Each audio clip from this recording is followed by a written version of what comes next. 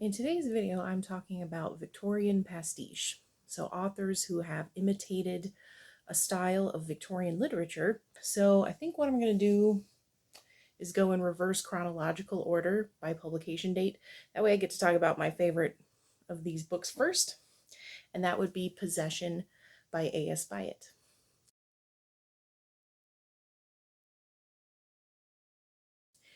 So the cover of this book, as we can see, has this lovely Edward Burne-Jones pre-Raphaelite painting on the cover, The Beguiling of Merlin. This is one of my favorite paintings. I have a print of it, as you can see behind me. And it shows the Arthurian legend of the sorceress Nimue beguiling Merlin's knowledge away from him. She's holding his book. And I think eventually she imprisons him in a tree, if I remember the myth correctly. And so it is about a man falling under a woman's spell. And that's a good choice for the cover of this novel. So Possession was published in 1990. It was written by A.S. Byatt. A.S. stands for Antonia Susan. So on its surface, Possession concerns two scholars, Roland Mitchell and Maud Bailey, as they uncover a mystery involving two Victorian poets. So the novel opens with Roland. He's a postdoctoral fellow at the British Museum, doing grunt work basically, and he is in the British Library researching Randolph Henry Ashe, who is this Victorian poet, and Roland is looking through a book that he once owned.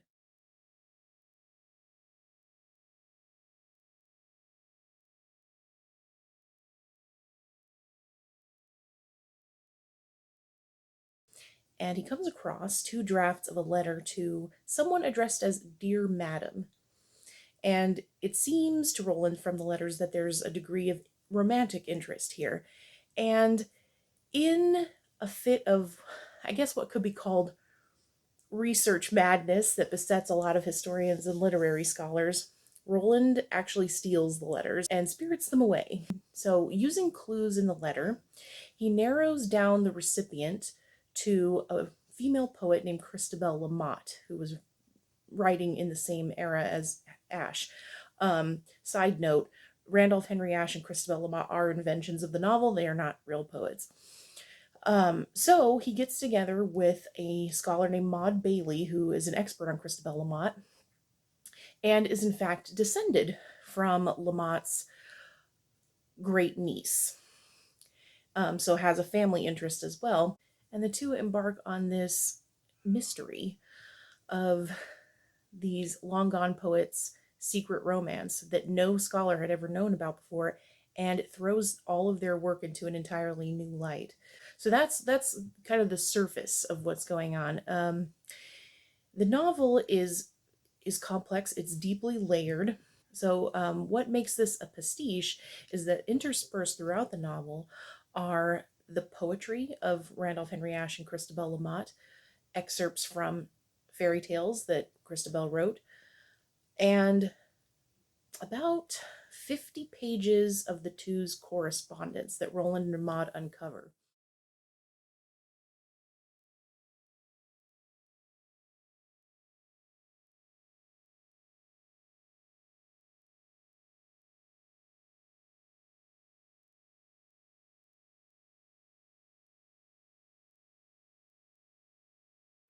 They journey to the Bailey family estate.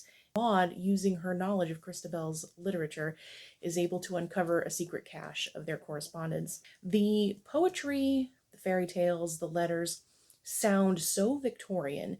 A.S. Byatt was able to recreate these fictional poets' work and make it sound authentic. It's really spectacular. I know some readers of this novel tend to get bogged down in the poetry and in the 50 pages of invented letters, but it is important to the narrative as a whole.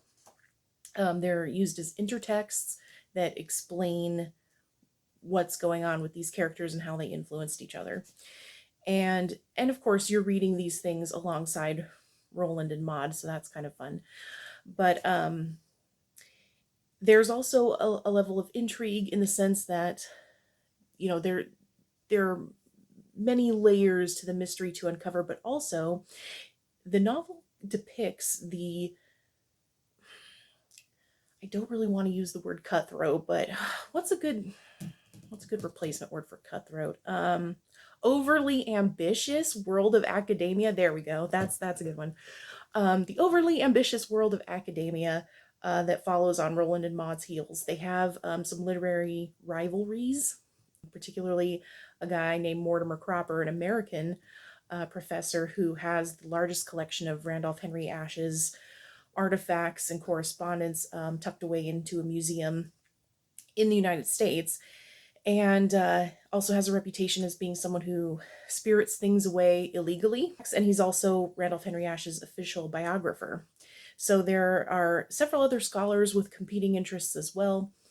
And why this is such a big deal in the literary world that A.S. Byatt has created with this novel is because Ashe has been believed to have been faithful to his wife, Ellen, and never even looked at another woman.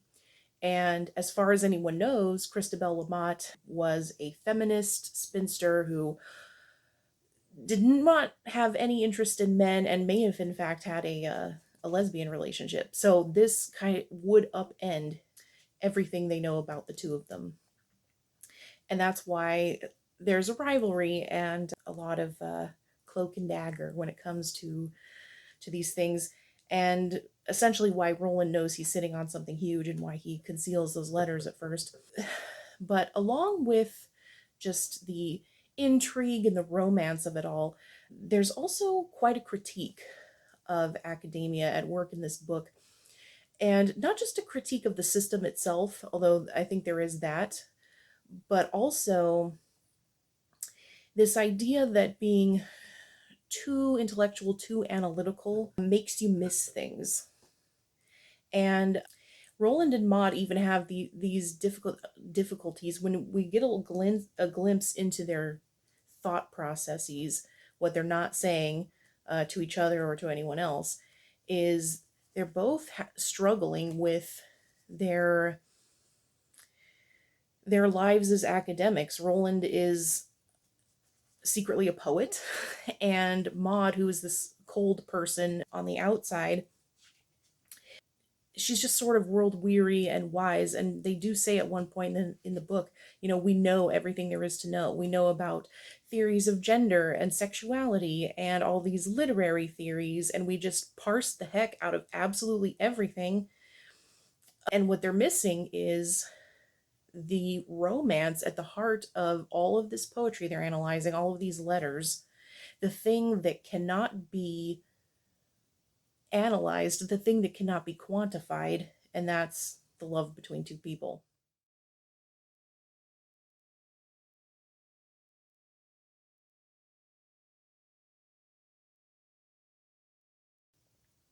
The heart, basically. The heart versus the head, I think, is a big theme of the book.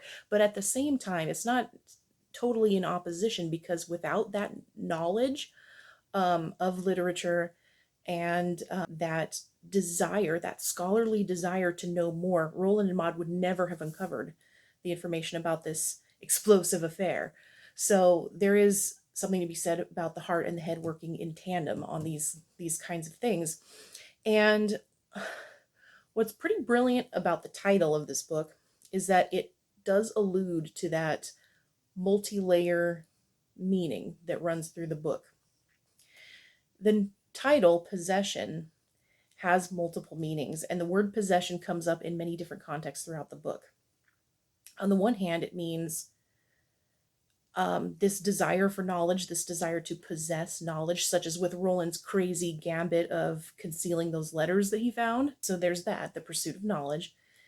There's a second meaning of who actually owns all this stuff? Who owns the copyrights of these works? Who is going to have the right to publish these letters now that they've been found? Who owns the physical copies? Which museum or institute or university is going to own these things? And then there's a third meaning, which we can see in this image on the cover of The Beguilement of Merlin. There is the possession that a person has when they fall in love with someone. They are taken over, they are possessed by that person.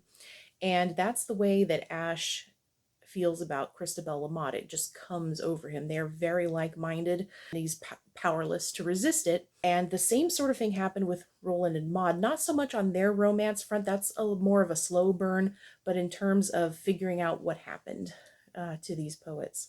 There are some really excellent twists and turns to the mystery that I won't spoil in terms of the relationship between the two poets and what bearing that has on our researchers and how they will proceed with their lives. So, the next book I'm talking about is The 7% Solution, being a reprint from the reminiscences of John H. Watson, MD, as edited by Nicholas Meyer.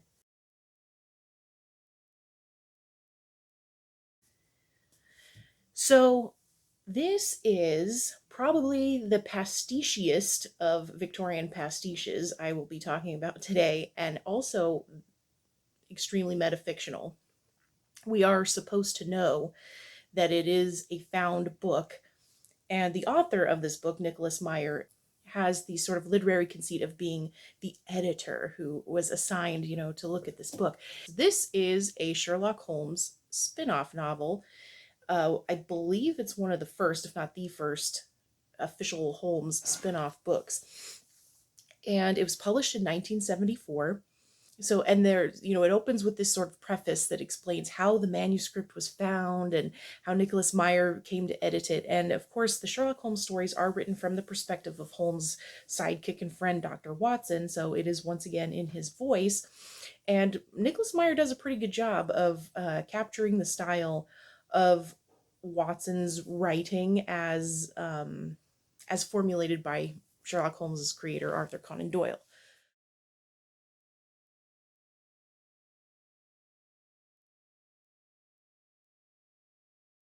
So, so in the original Holmes stories, Arthur Conan Doyle actually kills off Sherlock Holmes, and his public was so upset that a few years later he was kind of forced to bring him back. So this book purports to be in those missing years of what Sherlock Holmes was up to when he was supposed to be dead. And I am not the biggest Sherlock Holmes fan. I can't really say I'm a part of that fandom, but I have read a few Sherlock Holmes stories and seen various movie adaptations and that kind of thing. So, but what intrigued me to pick this book up in particular is that I'm very interested in the history of psychology. And to backtrack a little bit, the title, The 7% Solution, refers to the cocaine that Sherlock Holmes uses. If you read some of the original stories, it's a known thing that Holmes partakes of the nose candy. So not an uncommon thing in the Victorian era, especially before it was considered a hard drug and became an illegal substance. I mean, Coca-Cola actually had cocaine in it originally. In this book, Dr. Watson is very concerned about his friend because he seems super weird and paranoid and decides that it's the cocaine use and that Holmes has become addicted. So he decides that he's going to trap him into going to Vienna, Austria, where he knows of a doctor who can help Holmes with this addiction. And what's pretty fun and interesting about this book is that Nicholas Meyer decided to put together Holmes with a real person, a real historical figure who was living and working at the same time, who was as interested in Holmes and to, diving into people's minds, and who himself was also a cocaine user. And that is Dr. Sigmund Freud. Hence why I picked up the book. As soon as I learned Freud was a character, I had to read it. There are lots of Sherlock Holmes Easter eggs throughout the book, and there are also just some fun tidbits, like apparently Arthur Conan Doyle, who was a doctor himself, may have crossed paths with Dr. Freud at one point, and Watson is asking Freud, hey, do you know my friend Arthur Conan Doyle? He's the one who's helped me get my Sherlock Holmes memoirs published, that kind of thing. And the thing I got the biggest kick out of, though, is one of the chapters is titled A Study in Hysteria, which is the perfect mashup of the first Sherlock Holmes book, A Study in Scarlet, and the book that kickstarted the psychoanalytic movement in 1895, that Freud collaborated on with his mentor, studies in hysteria. Um, so, yes, Holmes becomes a patient of Dr. Freud's, and yes, there is discussion of Holmes's mother, because when you're talking to Freud, eventually you'll come around to your mother. And my one critique of this book is that it takes kind of a while to get into the mystery aspect of the book, and the mystery in Vienna concerns a munitions magnate and what Holmes believes is an impending world war. And as I was reading this, I'm going, this is really familiar. Where have I come across this before? And then it hit me. This is a major plot point in Guy Ritchie's Sherlock Holmes movie, the second one, A Game of Shadows. And I have to wonder, did Guy Ritchie crib that idea from this book? Anyway, yeah, so the mystery aspect was the least interesting part of it for me. I appreciated more like the in jokes and the pastiche of the Arthur Conan Doyle, John Watson's style. So basically, there are three authors here. There's Conan Doyle, there's Watson, the fictional character, and then there's the editor, Nicholas Meyer. And because this was, I believe, the first real spin-off for Holmes and continuation of his stories. We can also thank slash blame the 7% solution for the endless spate of Holmes spin-offs and sequels. If you go into, say, Barnes and Noble and you go into the mystery section and are looking for Arthur Conan Doyle, you'll find maybe one or two Arthur Conan Doyle Holmes books, and you'll find the rest of the shelf is taken over by all the other ones. Kareem Abdul-Jabbar has written one. There's a series about Holmes's weird love interest, Irene Adler. There's one where Holmes goes to Japan, written by a Japanese author. There are ones where Holmes is battling the supernatural, like one where he meets Count Dracula. God, how many freaking spin-offs of Sherlock Holmes are there? Okay, so last but not least is John Fowles' The French Lieutenant's Woman.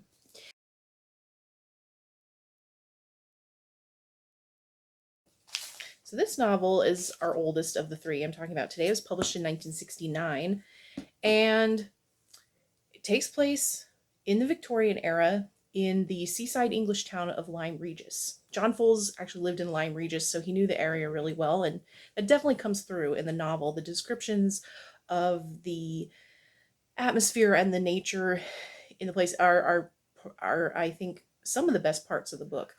And Lyme also might be familiar to readers of Jane Austen, because there's a, a scene in Persuasion that takes place in Lyme. And in fact, the characters here in French Lieutenant's Woman also mention the novel Persuasion as being related to the town they live in. This is, to me, the most difficult of the three.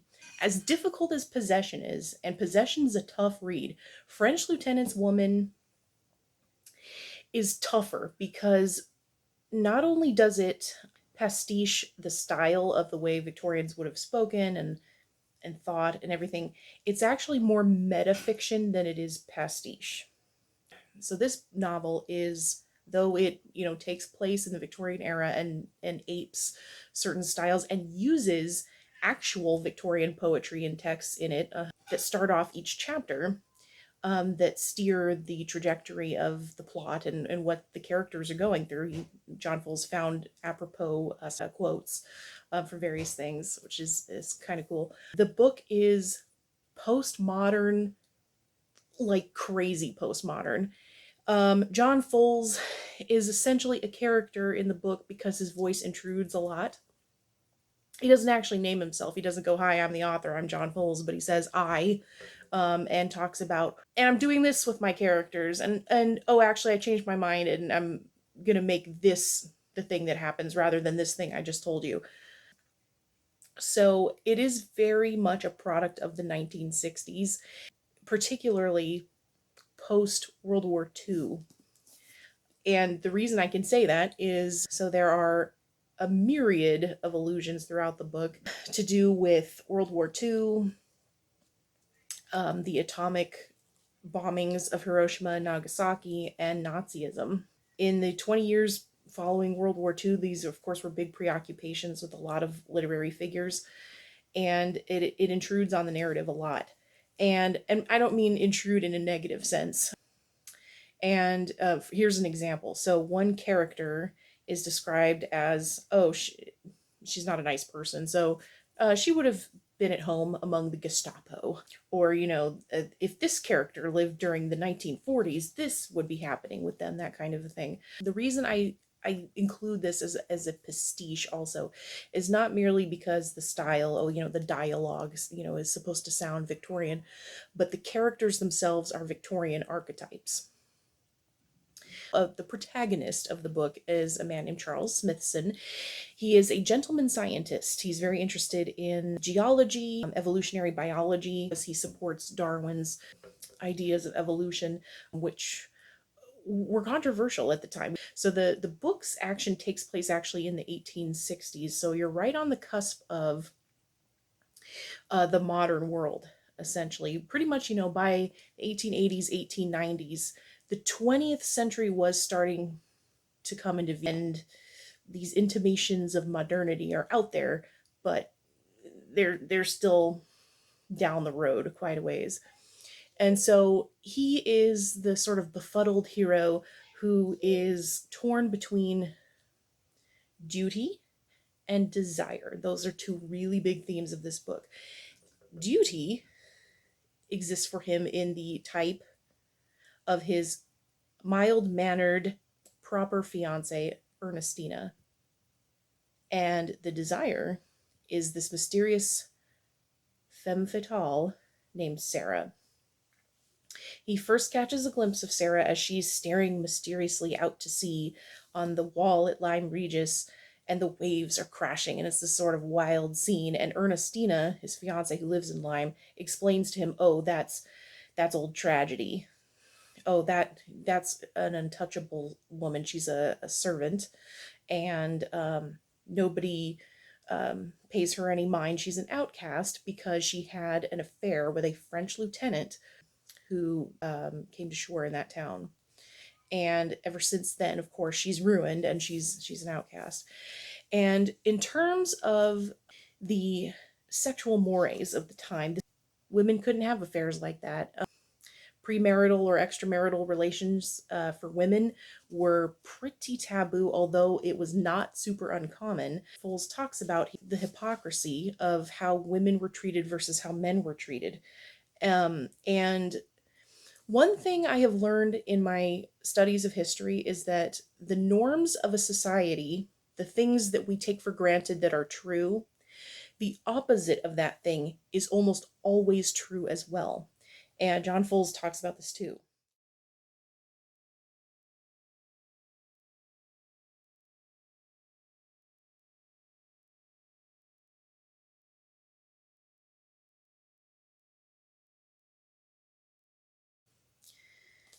And there are several more passages like this.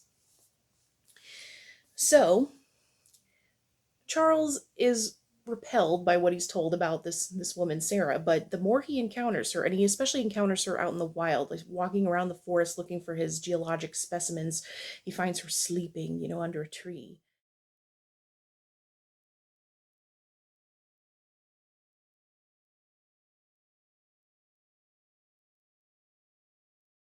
And he becomes more and more intrigued with her against his will, basically, as a proper gentleman, and more attracted to her. But she's still kind of this mystery who doesn't really seem to want much to do with him, but at the same time, maybe sort of calculatingly pulling him into her web, to take sort of a Victorian view of the femme fatale. So as he gradually, keeps coming across her, he becomes more and more concerned with her welfare. She's kicked out of her job as a servant woman companion, and there's talk in the town of having her committed to an insane asylum because a woman who's had an affair could be considered a mad woman. And before we say that's just a melodramatic convention of fiction, This actually did happen in the Victorian era sometimes. I came across a real life case of this several months ago when I was reading the autobiography of the English actress Elsa Lanchester. Universal horror fans might remember her as the Bride of Frankenstein. She was also in Mary Poppins. She's been in tons of stuff. But anyway, her parents were bohemians in the Victorian era, and they lived together and had several children without being married. So, in response to her mother's unorthodox relationship, her mother's family tried to have her forcibly committed to an insane asylum. The very idea of hysteria that Freud and company was discussing in the late 19th century was associated with women's sexuality. So these two ideas were very intertwined. So Charles is determined to save Sarah from this fate and convinces her to leave Lyme. And still torn between duty and desire, some things kind of come to a head, and he feels that he's now in love with Sarah instead of his fiance. But like in many Victorian novels, the mystery woman, femme fatale, may not be all that she seems. And there's an interesting twist there. What is tends to be kind of frustrating about this book is that the ending is not very clear cut, because here's another authorly sort of interference. There are two endings. I suppose you can choose your own adventure at this point. In that point, ultimately, I think this book, the attempt to use Victorian literature and recreate the Victorian era and its style and thought, is really more about the 20th century than it is the Victorian era. A really good example of postmodern fiction, using the past to make a point. And what's also really interesting about this, and the thing it has in common with the other two books we're talking about, is this became a movie, and out of these three is the least adaptable because of that postmodern metafictional device of the author telling us things and not having this really straightforward narrative, and we being constantly aware that this is a novel that we're reading. It's not supposed to be reality. We're constantly being poked with that idea. So the movie adaptation, which was made in the 80s with Meryl Streep and Jeremy Irons, is really good. I actually like the movie. They decided that they were going to make it obvious to the audience that you're watching a movie. And that's how they got around we can't adapt this book, it's too hard. So it's about two actors who are making a movie set in the Victorian era, which is then the Victorian plot of The French Lieutenant's Woman. I like it. It's a pretty good workaround for that problem. So there's a lot that can be said about the Victorian era in terms of its mores and how they treated certain members of their society. But what Possession and The French Lieutenant's Woman particularly drives home, since they're not, just entertainment books like I feel like 7% Solution is that when it comes to human behavior, matters of the heart, and ultimately human nature, there is no difference between us and them. There is no other here. We are looking at ourselves. And that's one reason I love looking into the past, and I love looking at the way that we look at the past, because it shows us who we are and how we think about ourselves. And technology changes, maybe the way we think changes, but ultimately people are people. And love is love, and lust is lust, and duty is duty, and desire is desire. And all these big themes have been with us since the beginning. And I think both Possession and The French Lieutenant's Woman do really good jobs of highlighting those.